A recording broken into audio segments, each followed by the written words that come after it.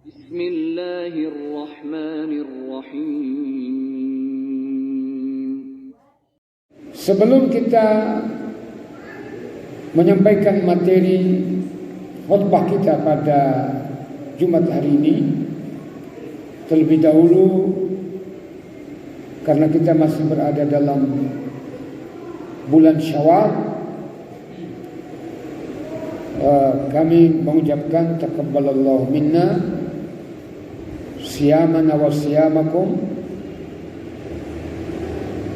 wa jami'a ibadatina wa ibadatikum wa ja'alna Allahu wa iyyakum minal 'aidin wal faizin.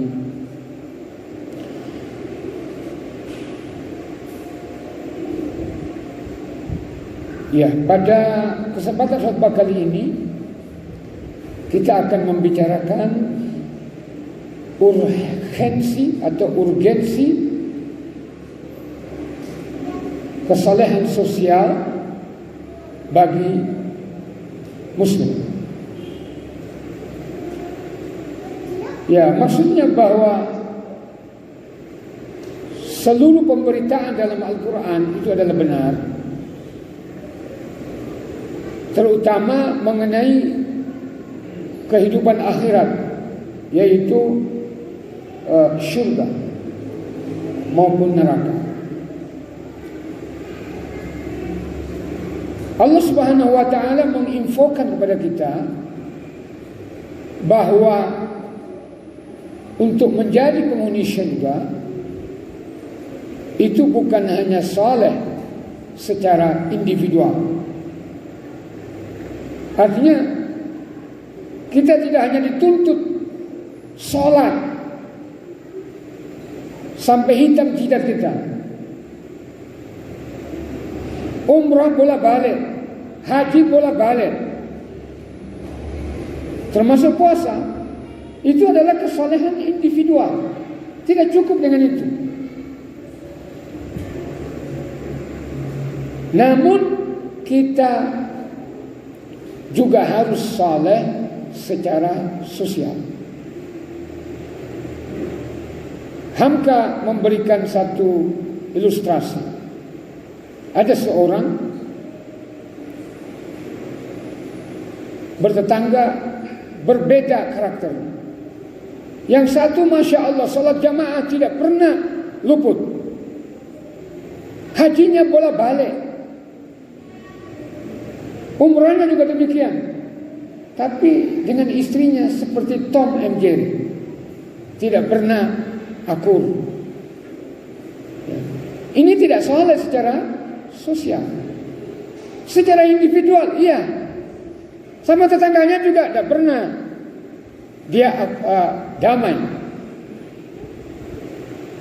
Selalu berselisih paham.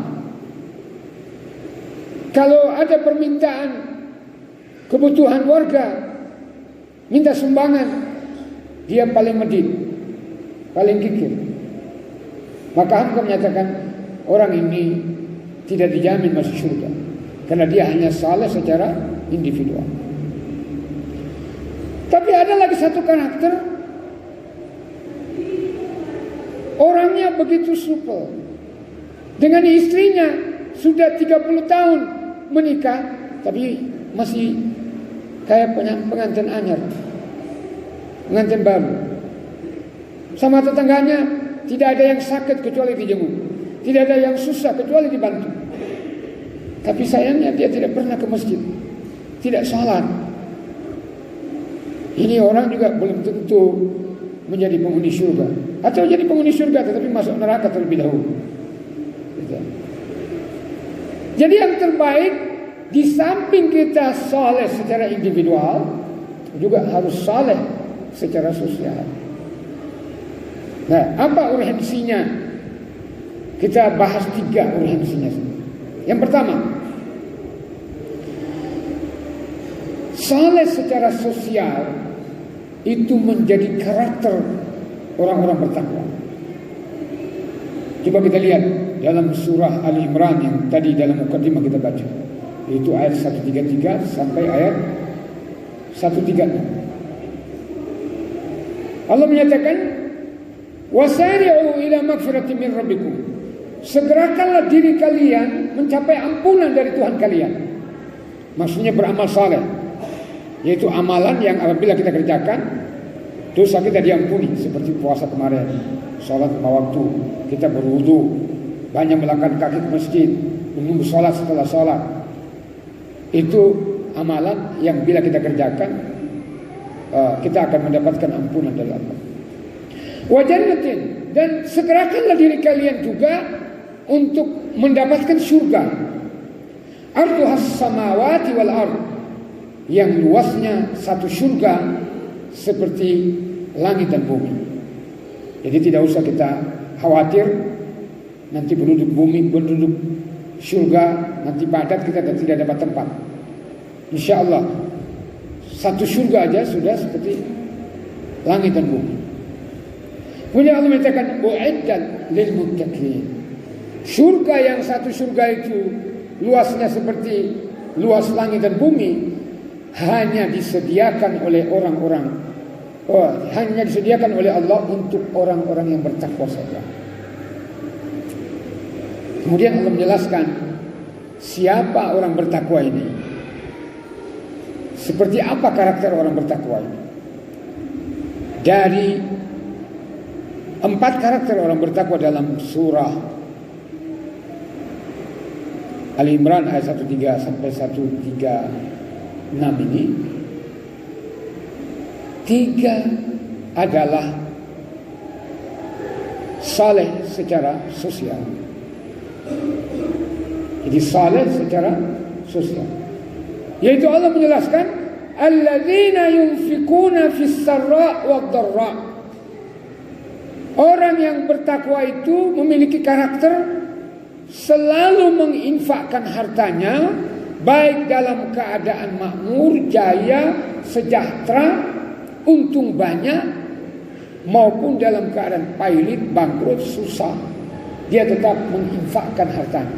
Jadi berarti saleh secara sosial. Yang kedua, wal kaziminal ghaidh. Orang yang menahan emosi, menahan amarah, tidak gampang tersinggung dengan masyarakat sekitar. Ya salah secara sosial. Nah, puasa kesalehan individual, tetapi menggembleng kita, mendidik kita untuk saleh secara sosial. Dari 2 aspek. Ya. Pertama, karena puasa itu kita menahan emosi, kata Nabi, puasa itu. Sehingga beliau menyatakan, apabila ada seseorang yang mengajaknya berantem atau bunuh-membunuh atau memaki-maki, maka katakanlah aku sedang berpuasa. Bukan pamer puasa, tetapi maksudnya ketika orang berpuasa dia harus mampu menahan amarahnya. Nah, insya Allah kita akan menjadi orang yang tidak gampang marah. Dan ini salah secara sosial. Marah itu pasti ada dalam diri seseorang. Ada marah karena Allah, ya ada marah karena nafsu. Namun para ulama membagi ada 4 tipe orang marah. 1 paling baik dan 1 paling terburuk. Nah, ini yang kita sampaikan aja. Apa itu yang terbaik? Yaitu orang yang lama dia marah, tidak gampang marah.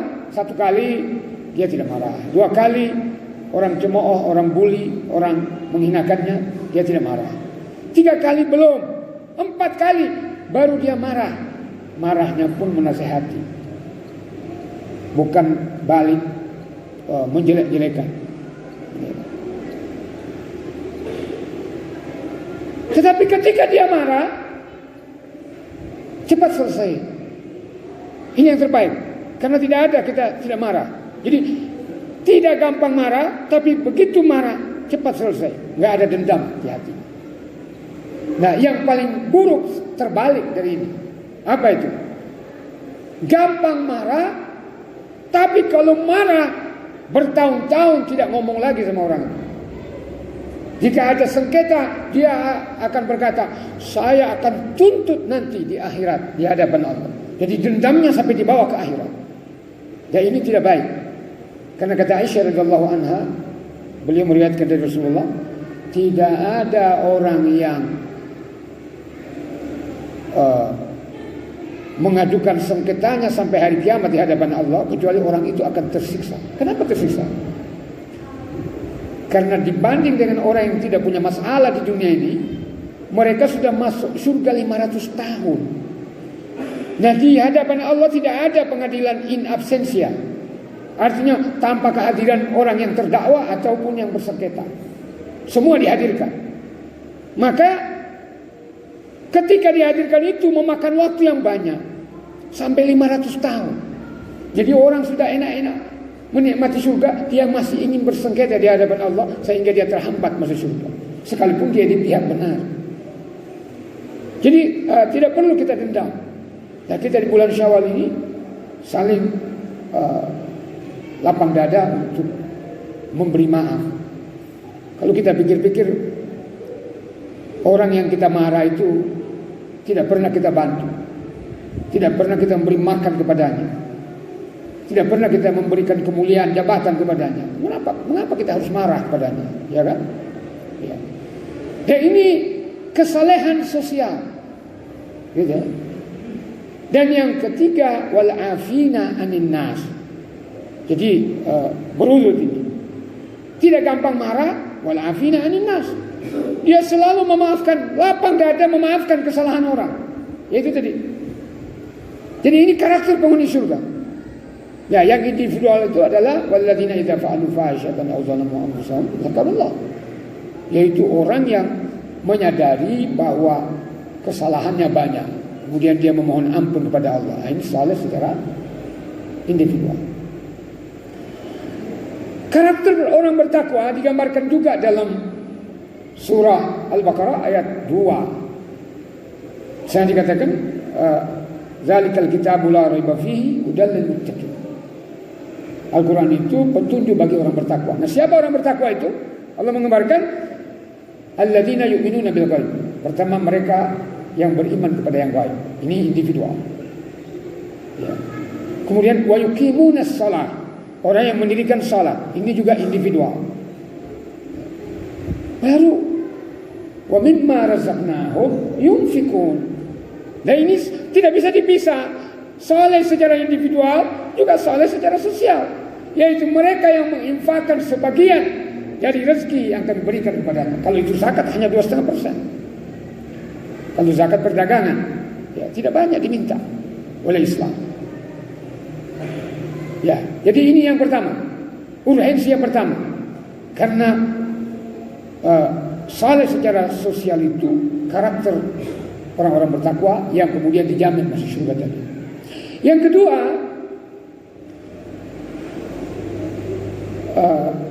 karena saleh secara sosial menjadi karakter penghuni surga.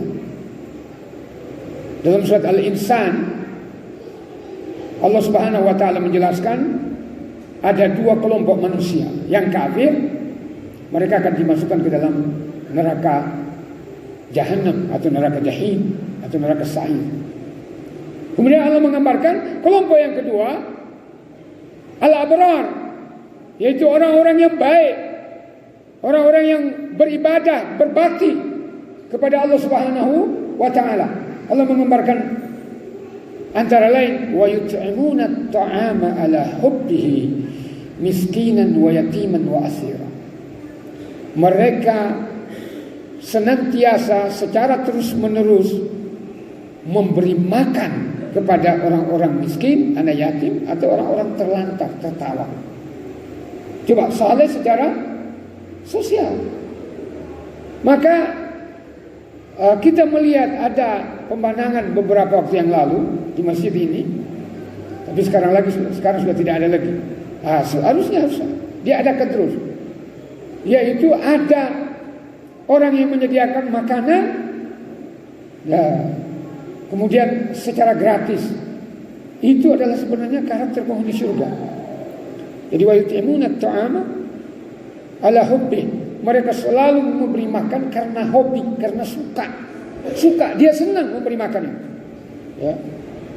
Ya.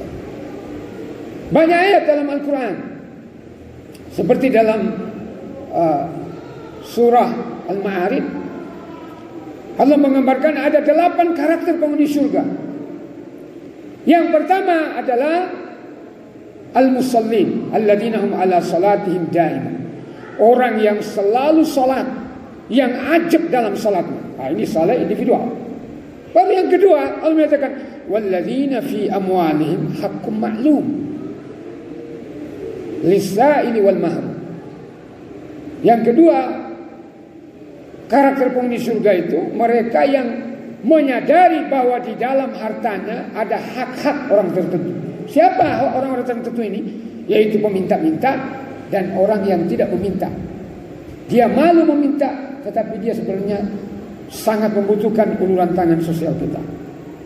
Ya, mohon maaf, seperti ada mereka yang mengajari anak-anak kita supaya tidak buta huruf aksara Al-Quran. Mereka ini kadang mendapatkan honor 150, 200, paling tinggi 300. Nah saat ini 300.000 itu sangat minim.